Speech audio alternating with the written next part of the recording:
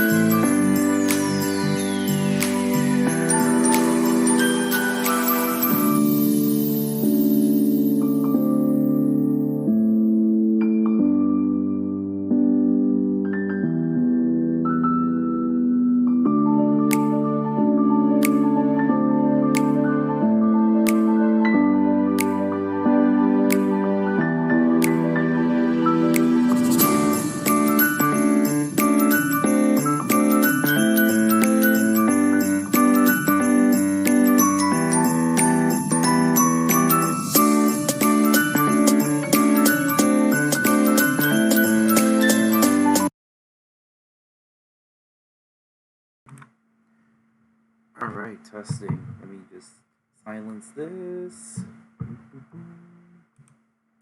All right.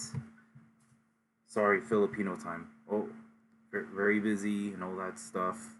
So I had a session today. Today is actually, it says Tuesday, 12:26 a.m., June 7th. But for those of you in the central and mountain and western time, especially my mod is seeing Shelby here.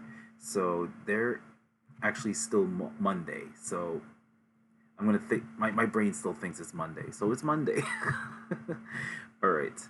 So I don't know why my stuff. Oh, there it is. There's a comment. I don't know why. So I see more comments on my OBS studios, and I only see one that came out on my thing. So hola, señor Shelby, ¿cómo estás? Okay, gracias por esperar. Thank you so much for being patient. All right, so, oh yeah, so I did a stream. I think you probably saw it or you probably heard about it. I was this guy. I was this guy yesterday. Had a second episode of a Let's Meet, but this time I was talking with three different friends. So we were all in Jujutsu Kaisen cosplay, except for one of them. So I'm thinking of. I didn't finish the series yet, so I'm thinking of trying to do Megumi Fushiguro. Okay, I'm thinking about it. Okay, so anyway. All right. So just we're gonna do some quick updates. It's gonna be a short stream. Just quick updates for COVID and monkeypox. So like I think in the next stream or so, I'm actually gonna go into long COVID. So stay tuned for that. It's coming to a Twitch stream near you or whatever they would say on the movies. Okay, and I'm keeping my lowest voice down because people are sleeping. Okay, so hopefully you can all hear me. All right, so let's get to it.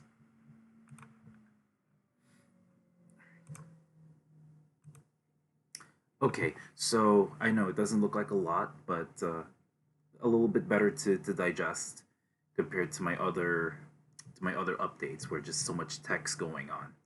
All right, so oh, you know, I forgot to put this one. It's actually possible COVID vaccine eligibility for those ages 6 months to 5 year to age 5 years. Okay. Okay, so vaccine eligibility for those.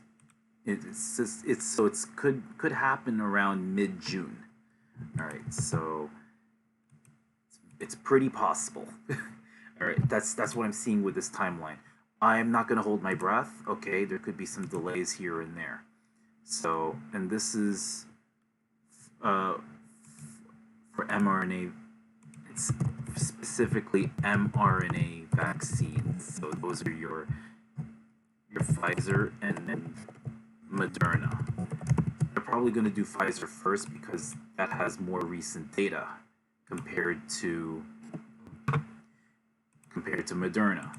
So now, see, I've been rushing a bit. See, okay. Anyway, so this month, or as early as this month, we could expand the eligibility age to ages 6 months and up, basically. So far, we only have it for ages 5 years and up, and Moderna is still 18 and up. Actually, so you know we need to keep this up. Actually, it should be Moderna should be doing 12 to 17 by now because basically that teenage and adult years there's not really much of a difference. Okay, and it's already approved for Pfizer first, and Pfizer and Moderna they're similar. It's like Coke and Pepsi.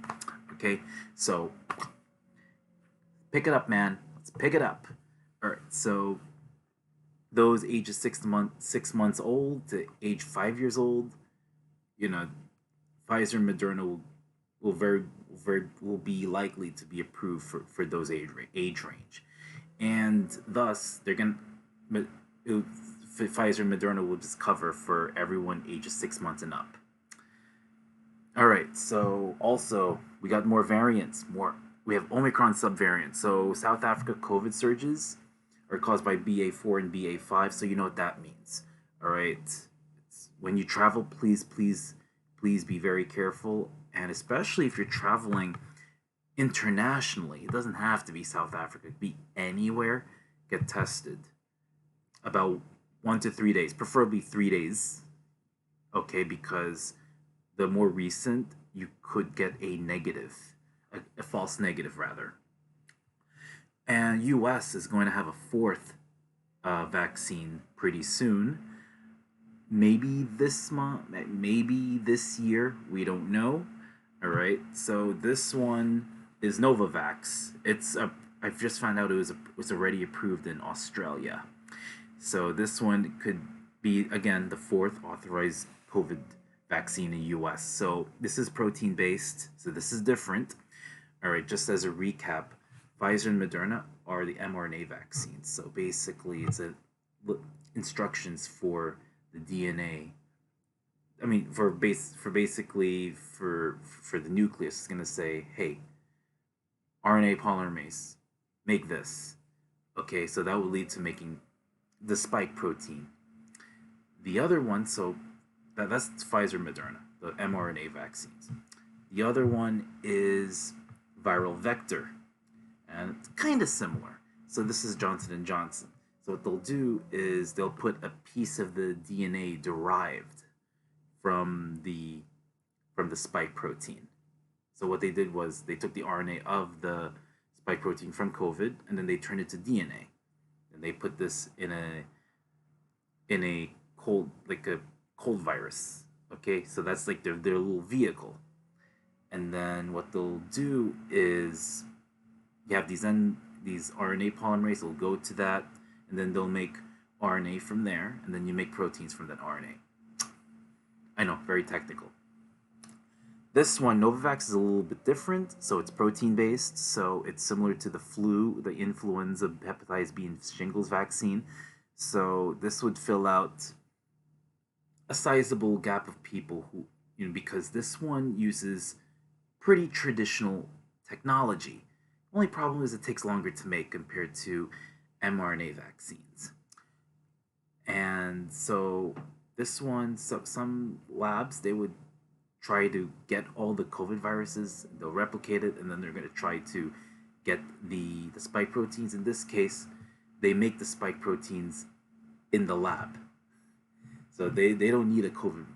They basically don't need much of a COVID virus. So just take one virus and then just, make all the proteins out of that. So just think of it like this. So I don't know if anyone made yogurt.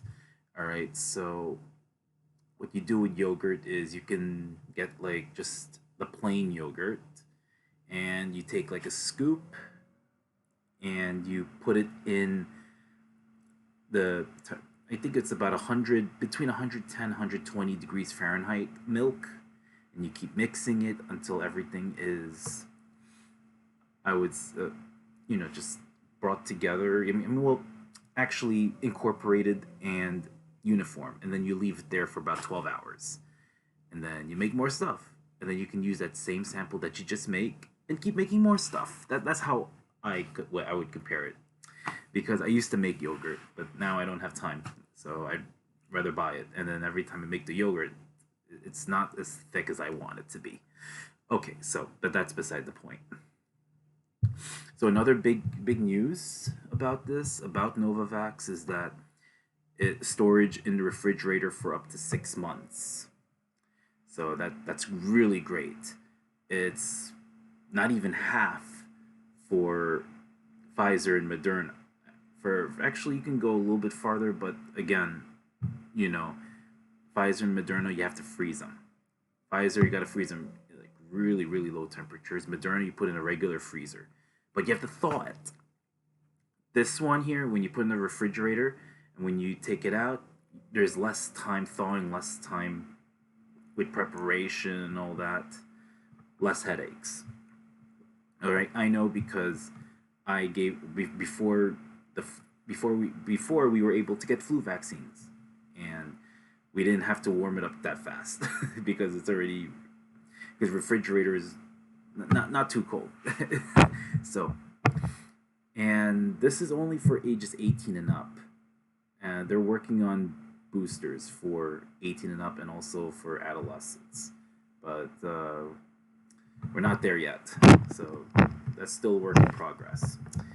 So it's 2 doses, and this is a little bit more flexible. So it can be 3 to 8 weeks apart. Now they're saying that the longer the this the longer it is between 2 doses, the better. There's one issue, you could be rolling the dice. So if you're immunocompromised, that third dose comes 2 to 6 months after the second dose. So it's a little bit similar. So if you've seen my streams, or if you've seen my other panels when I actually at the time talked about the COVID vaccines, it's a little bit more familiar. Just keep in mind, for the second dose in the primary series for Pfizer and Moderna, Pfizer, it's about 3 weeks after the first dose. It's 4 weeks after for Moderna after the first dose, and then for the third dose, it could be 5 to 6 months for Pfizer and Moderna. So they try to make it as easy to understand. And again, you don't have to memorize this if you're not in the healthcare field, okay? But it's there, just putting it out there. The next thing, as I talked about on the previous stream, the concern is still there with the heart inflammation. So we're still waiting for more information. Again, Novavax is not approved yet in the U.S., but they're getting there, slowly getting there. Okay, so monkeypox. See, I just found out CDC raises the alert rate to level 2. So the cases are going up. But it's not as fast as COVID. But again, don't be complacent. All right. Please, please, please be on your guard. Don't let your guard down. Be vigilant. All right. Now they're saying wear a mask as well. Okay. But with monkeypox, with COVID, it's more respiratory. It's more airborne. Monkeypox, you can get it through, as I said in the previous streams, you can get it through the skin. You can get it through body fluids, close contact. I mean, especially if it's broken skin. And you can get it through respiratory droplets as well. It's more so with COVID than the monkeypox, but you can still get it. Anyone can get it. Okay, I'm still seeing sources that it's the majority of the cases, like the recent cases, are coming from the LGBT community. I still can't. I'm still not sold on that. I'm still waiting for I don't really agree. I don't really believe it. Okay, so I'm still waiting. I don't know if that's really the truth. Okay, I know I'm something's fishy going on here. Okay, and another concern is UK has over 300 cases. Last time I checked, it was 220 something. I think 225, if I'm not mistaken. US now has about 31, according to CDC. So, as I said again, got to be careful when traveling. Okay, especially now. It's actually domestic. It's actually even international, especially internationally. You can also be on your guard, like even when you're traveling domestically as well. Yeah, sometimes I get those two confused. Okay, so those are the quick updates. Sorry for the mistakes I made. This is what I was supposed to do yesterday on Sunday, but I had a special stream yesterday. So what we're gonna do, the rail report. Okay, I posted it on Instagram, but I'm one of those people where I like to keep my information straight to the point and straightforward, direct. All right, so I'm gonna give the details, and we're gonna start. Let's do this. Well, actually, you know what? I'll be right back. See you in a bit.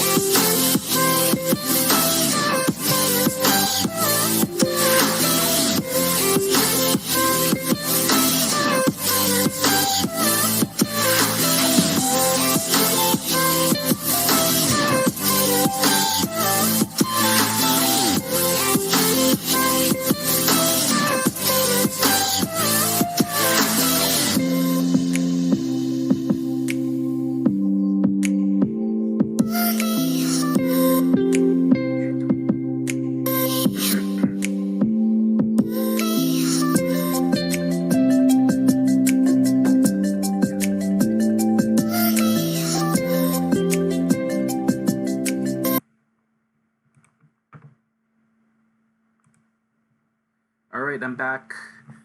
Okay, it didn't take too long, did it? I just have to get things organized. Okay, so we're gonna start with the ongoing. So let's see here. So this is still going on. This is gonna be going on for a while. So some of the southbound 5 trains over here will actually go on the 2 train. So some of the 5 will actually go through the 2, and it'll either go to Rector Street on the 1 train, or it'll continue onto the 2 and then stop at Crown Heights Utica Avenue. But this is only for about 90 minutes, 7:20 a.m. to 8:50 a.m. This is only for weekdays. So this is the weekday subway advisories. Next thing is at nighttime. So we're gonna go to the 2 train. So right here. So there is no 2 train due to fast track. So between Chambers Street and Atlantic Avenue over here. And it runs in 2 parts. So the first part comes from the Bronx to 41st Street and then stops at South Ferry.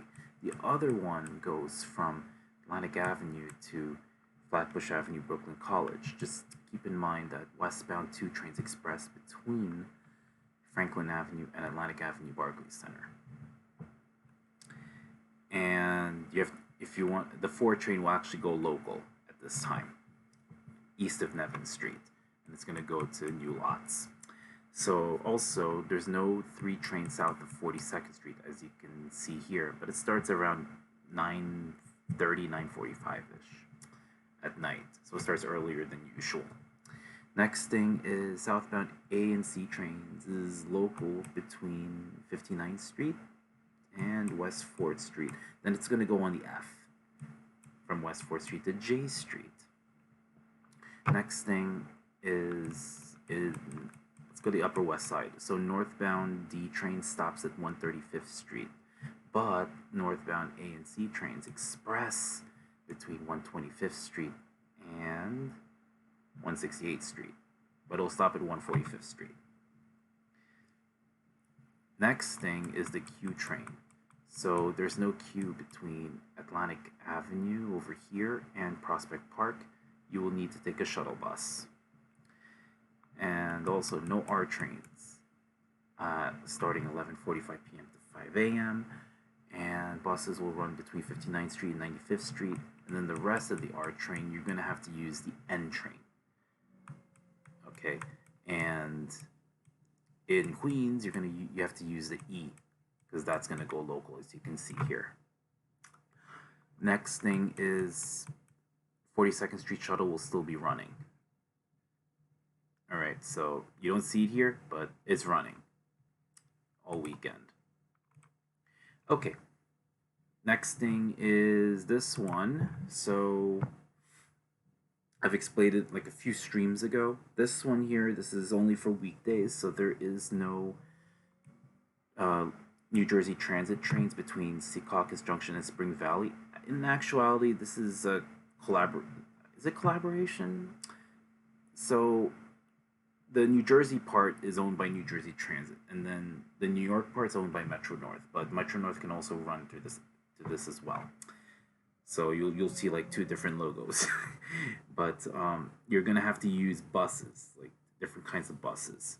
This will be going on for another more than 2 weeks. So I think the last day of this would be June 24th. So just as a reminder, local bus runs between Secaucus here and Newbridge Landing, making all stops. Express buses run the entire route. So where is it? So it's gonna skip these 4 stops here. So the express bus runs the whole thing.